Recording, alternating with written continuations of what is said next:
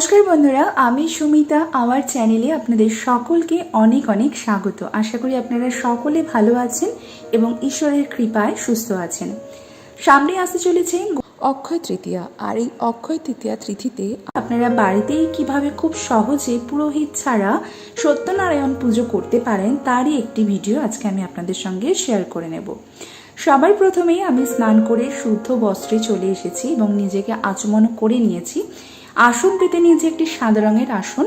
আসনে একটু ফুল এবং আতপ চাল ছড়িয়ে শ্রী শ্রী সত্যনারায়ণকে আমি আসনে বসিয়েছি। ঘট সাজিয়ে নেব, তার জন্য আমি ঘটে একটা পুত্তলিকা চিহ্ন এঁকে নিচ্ছি, স্বস্তিক চিহ্ন। তো এঁকে নেওয়ার পরে পুত্তলিকা চিহ্নের পাশে 5টি আমি সিঁদুরের ফোঁটা দিয়ে নেব। একটি আম্রপল্লব নেব, আম্রপল্লবেও প্রত্যেকটির মধ্যে একটি করে সিঁদুরের ফোঁটা দেব। তো আমি ঘরটি এখানে জলপূর্ণ করে নেব এবং আম্রপল্লবটির মধ্যে প্রত্যেকটি পাতায় একটি করে সিঁদুরের ফোঁটা দিয়ে নেব। আপনারা এখানে 5টি পাতা, 7টি পাতা কিংবা 9টি পাতাও দিতে পারেন। এবার আমি ঘরটি জলপূর্ণ করে নিলাম। জলপূর্ণ করে নেওয়ার পরে ঘটে আমি কয়েকটি জিনিস দেব। সেটি হলো, ঘটে দেব একটি সুপুরি, একটি কড়ি দেব, একটি 16 আনা, একটি 1 টাকার কয়েন, আর একটুখানি আতপ চাল, আর দেব 3টে দুব্ব। এরপর আমি ঘটের উপরে একটি পান দেব। তার জন্য আমি পানটির মধ্যে 3টি সিঁদুরের ফোঁটা দিয়ে নেব, ওপর একটি, মাঝখানে এবং নিচে 3টি সিঁদুরের ফোঁটা দিয়ে আমি এটি ঘটের উপরে দেব। এবং আজকে আমি ঘট বসাবো কলা দিয়ে। আপনারা চাইলে আপনারা সশীষ ডাবও দিতে পারেন। যে কলাটি আমি ঘটে দেব তার মধ্যে আমি একটি সিঁদুরের ফোঁটা দিয়ে নিচ্ছি। এবার ঘরটি আমি যেখানে বসাবো সেখানে গঙ্গা মাটি দিয়ে নিয়েছি।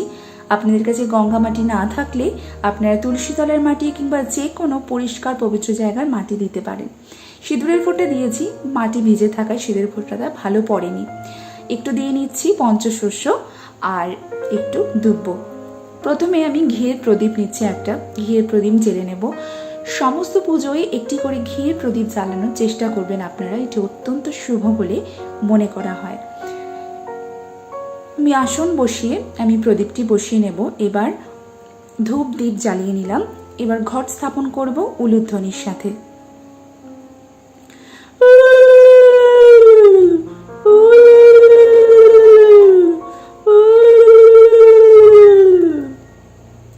ঘট আচ্ছাদন হিসেবে আমি একটি চেলি দিয়ে দিলাম, এর ওপর একটি পৈতে দিলাম এবং একটি চাঁদমালা দিলাম।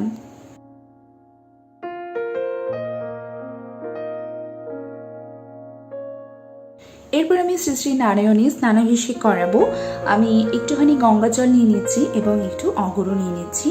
নিয়ে আমি এই আলক্ষ্যটিকে খুব সুন্দর করে মুছে নেব।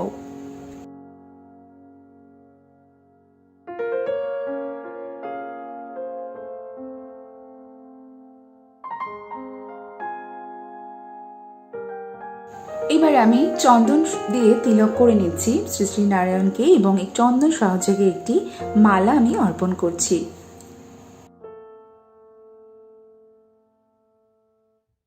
মালা পরানো হয়ে গেছে। এবার আমি শ্রী নারায়ণের চরণে 2টি তুলসী পাতা অর্পণ করব। ওম নমস্তে বহু রূপায় বিষ্ণবে পরমাত্মনে স্বাহা। ওম নমস্তে বহু রূপায় বিষ্ণবে পরমাত্মনে স্বাহা। এই মন্ত্রে 2টি তুলসী পাতা আমি অর্পণ করলাম। এরপর একটি পদ্ম ফুল আমি অর্পণ করলাম। তারপর আমি এই জল শঙ্খটি অর্থাৎ দক্ষিণাবর্ত শঙ্খটি আমি এখানে প্রতিষ্ঠা করছি।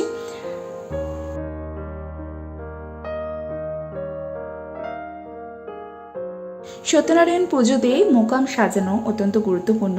এটি সাজাতেই হবে, তার জন্য 5টি পাতা, 5টি পান পাতা নিতে হবে এবং 5টি পান পাতা পাশেও 2টি এবং সামনে 3টি এইভাবে সাজাতে হবে। আসনটি আমার ছোট, এর জন্য ঠিকঠাক হয়নি, কিন্তু আপনারা যেখানে দেবেন সুন্দর করে সাজিয়ে দেবেন। সামনে 3টি এবং পাশে 2টি, টোটাল 5টি পাতা, 5টি পান পাতা দিতে হবে। 5টি পান পাতার উপরে 5টি কলা দিতে হবে। 5টি পানের ওপর আমি 5টি কলা দিয়ে দিচ্ছি।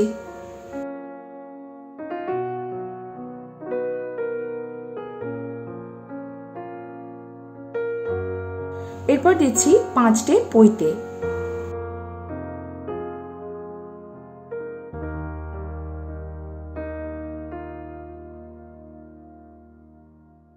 এরপর দেব 5টি সুপুরি, একটি একটি করে প্রত্যেকটি পান পাতার উপর।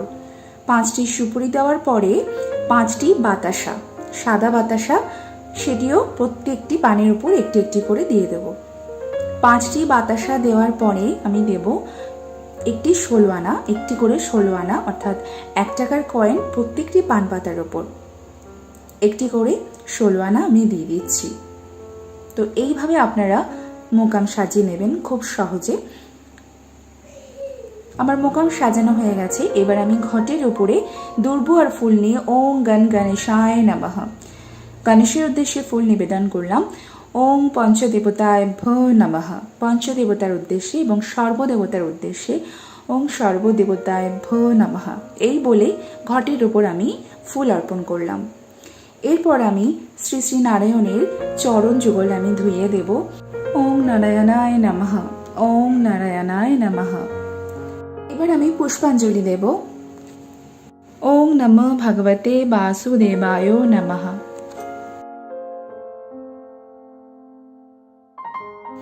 ওং নমঃ ভগবতে বাসুদেবায় নমঃ।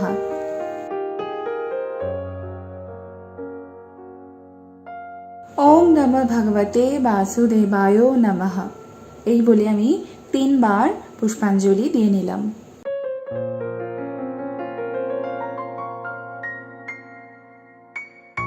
এইবার আমি শ্রী শ্রী নারায়ণকে একটি চাঁদমালা অর্পণ করছি এবং নতুন বস্ত্র হিসেবে একটি মৌলি সুতো আমি অর্পণ করছি।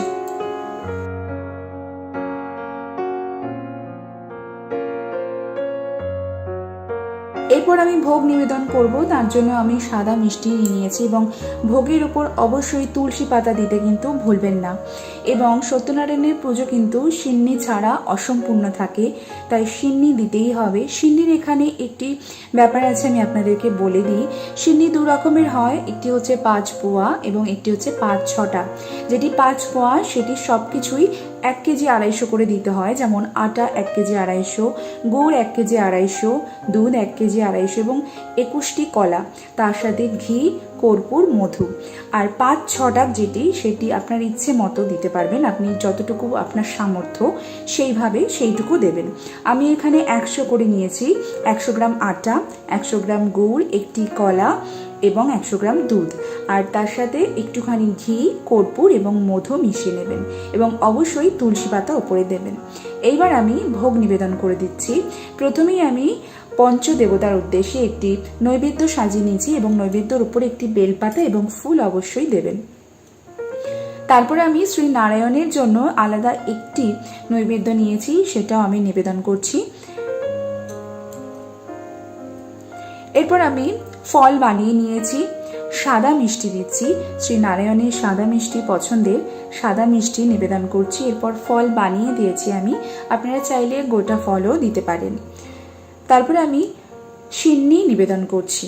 এটি কিন্তু সত্যনারায়ণ পুজোয় একদম অবধারিত, আপনাদের দিতেই হবে, এটি ছাড়া কিন্তু পুজো অসম্পূর্ণ থাকে। এরপর আমি পানীয়ের জন্য জল নিবেদন করছি। ভোগ নিবেদনের পরে আরতি করব। আরতির জন্য সমস্ত কিছু প্রস্তুতি আমি করে নিয়েছি। চলুন বন্ধুরা, আরতি করে নেওয়া যাক। হরে কৃষ্ণ হরে কৃষ্ণ কৃষ্ণ কৃষ্ণ হরে হরে, হরে কৃষ্ণ কৃষ্ণ কৃষ্ণ হরে হরে, হরে রাম রাম রাম হরে হরে, হরে রাম রাম রাম হরে হরে, হরে Krishna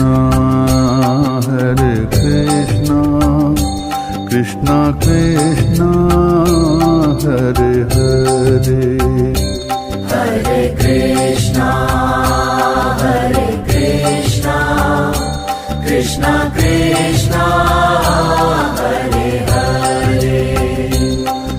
Rama Hare Rama Rama Rama Hare Hare।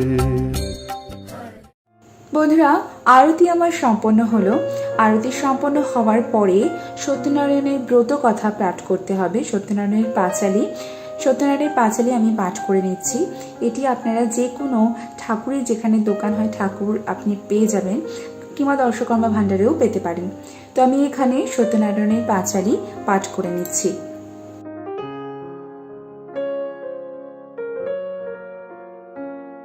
ব্রতকথা পাঠ হয়ে গেছে, এবার আমি প্রণাম করব। ওম নমঃ ব্রাহ্মণ দেবায় গো ব্রাহ্মণ হিতায় চ জগদ্ধিতায় কৃষ্ণায় গোবিন্দায় নমো নমঃ। পাপহং পাপ কর্মাহং পাপাত্তা পাপ সম্ভব ত্রাইমাং পুণ্ডরীকাক্ষ সর্ব পাপ হর হরি।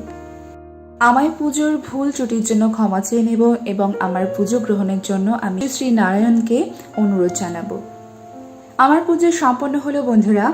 যদি কোনো ভুল ত্রুটি থেকে থাকে তাহলে অবশ্যই আমাকে ক্ষমা করে দেবেন। আর আমি আমার মতো করে খুব সহজভাবে আপনাদেরকে দেখানোর চেষ্টা করেছি যে পুরোহিত ছাড়া আপনারা কিভাবে বাড়িতে সত্যনারায়ণ পুজো করতে পারেন। আমার পুজো সম্পন্ন হয়েছে বন্ধুরা। আশা করি আমার পুজো আপনাদের ভালো লেগেছে। ভালো লাগলে অবশ্যই একটি লাইক করবেন, কমেন্ট করবেন এবং আমার চ্যানেলে যদি আজকে নতুন হয়ে থাকেন আমার চ্যানেলটি সাবস্ক্রাইব করে আমার পাশে থাকবেন।